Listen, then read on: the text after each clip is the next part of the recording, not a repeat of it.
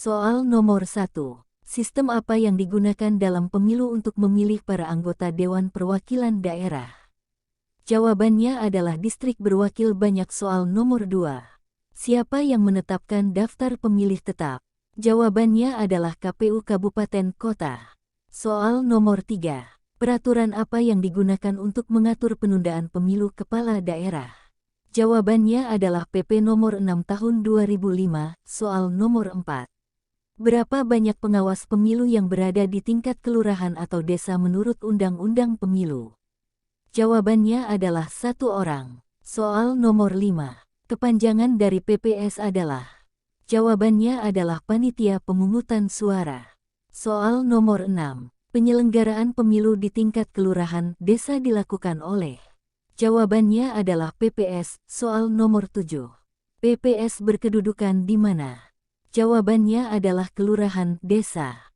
Soal nomor 8. Panitia pemungutan suara dibentuk oleh? Jawabannya adalah KPU Kabupaten Kota. Soal nomor 9. KPU Kabupaten Kota membentuk PPS paling lambat. Jawabannya adalah 6 bulan sebelum penyelenggaraan pemilu. Soal nomor 10. PPS dibubarkan oleh KPU Kabupaten Kota paling lama. Jawabannya adalah 2 bulan setelah hari pemungutan suara. Soal nomor 11. Anggota PPS diseleksi dari tokoh masyarakat yang memenuhi syarat. Berapa jumlah anggota PPS yang dipilih? Jawabannya adalah 3 orang. Soal nomor 12. PPS melakukan evaluasi dan membuat laporan penyelenggaraan pemilu pada setiap tanda tanya. Jawabannya adalah setiap tahapan. Soal nomor 13. PPS menyampaikan hasil perhitungan suara seluruh TPS kepada? Jawabannya adalah PPK. Soal nomor 14. Undang-Undang Nomor 7 Tahun 2017, KPPS dibentuk oleh PPS. Apa kepanjangan dari KPPS? Jawabannya adalah Kelompok Penyelenggara Pemungutan Suara. Soal nomor 15. Berapa jumlah anggota KPPS? Jawabannya adalah 7 orang. Soal nomor 16. Tahapan penyelenggara pemilu berdasarkan Undang-Undang Nomor 7 Tahun 2017 tentang pemilihan umum terdiri dari berapa tahapan? Jawabannya adalah 11 tahapan. Soal nomor 17. Laporan dana kampanye disampaikan peserta pemilu kepada? Jawabannya adalah Bawaslu. Soal nomor 18. Undang-Undang Nomor 7 Tahun 2017 tentang Pemilu disahkan pada? Jawabannya adalah tanggal 15 Agustus tahun 2017. Soal nomor 19. Dalam melakukan pemutakhiran data pemilih tingkat kelurahan desa, PPS dibantu oleh? Jawabannya adalah Pantarli. Soal nomor 20. Apa yang disebut dengan Pantarli? Jawabannya adalah petugas pemutakhiran data pemilih. Soal nomor 21. PPS berwenang membentuk KPPS dan mengangkat Pantarli. Hal ini sesuai Undang-Undang Nomor 7 Tahun 2017 pasal. Jawabannya adalah pasal 57. Soal nomor 22. Anggota KPPS diangkat dan diberhentikan oleh PPS atas nama ketua. Jawabannya adalah KPU Kabupaten Kota. Soal nomor 23. Siapa yang mengumumkan daftar pemilih tetap di TPS? Jawabannya adalah KPPS. Soal nomor 24. Dalam penyelenggaraan pemilu, KPU dibantu oleh badan ad hoc. Siapa yang dimaksud dengan badan ad hoc? Jawabannya adalah PPK, PPS, KPPS dan Pantarli. Soal nomor 25. Untuk kelancaran penyelenggaraan pemilu di tingkat kelurahan desa, PPS akan didukung oleh? Jawabannya adalah Sekretariat PPS. Soal nomor 26. Berapa persen komposisi keterwakilan perempuan dalam keanggotaan PPS? Jawabannya adalah 30%. Soal nomor 27. Berdasarkan Undang-Undang Nomor 7 Tahun 2017, berapa hari jangka waktu pembentukan pengawas TPS sebelum hari pemungutan suara?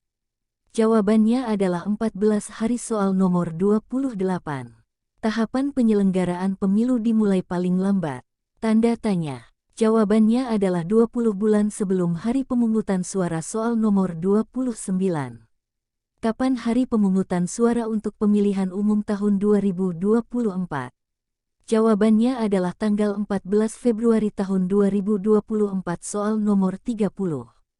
Yang berwenang menentukan jumlah TPS adalah. Jawabannya adalah PPS. Soal nomor 31. Ada berapa asas dan prinsip dalam penyelenggaraan pemilu? Jawabannya adalah 6 asas dan 11 prinsip. Soal nomor 32. Asas dalam penyelenggaraan pemilu adalah. Jawabannya adalah langsung, umum, bebas, rahasia, jujur dan adil. Soal nomor 33. Pemilih boleh tidak memberitahukan siapa pilihannya saat hari pemungutan suara berlangsung. Hal ini sesuai dengan asas. Jawabannya adalah rahasia. Soal nomor 35. KPU menjadwalkan waktu pendaftaran partai politik paling lambat. Jawabannya adalah 18 bulan sebelum hari pemungutan suara. Soal nomor 36. Berapa jumlah kursi yang ditetapkan oleh KPU untuk anggota DPR RI? Jawabannya adalah 575 kursi. Soal nomor 37. Berapa jumlah kursi yang ditetapkan oleh KPU untuk anggota DPRD Kabupaten Kota? Jawabannya adalah paling sedikit 20 dan paling banyak 55. Soal nomor 38. Berapa jumlah kursi yang ditetapkan oleh KPU untuk anggota DPD? Jawabannya adalah 4 kursi. Soal nomor 39. Salah satu tugas PPS adalah menyusun DPS. Apa kepanjangan dari DPS?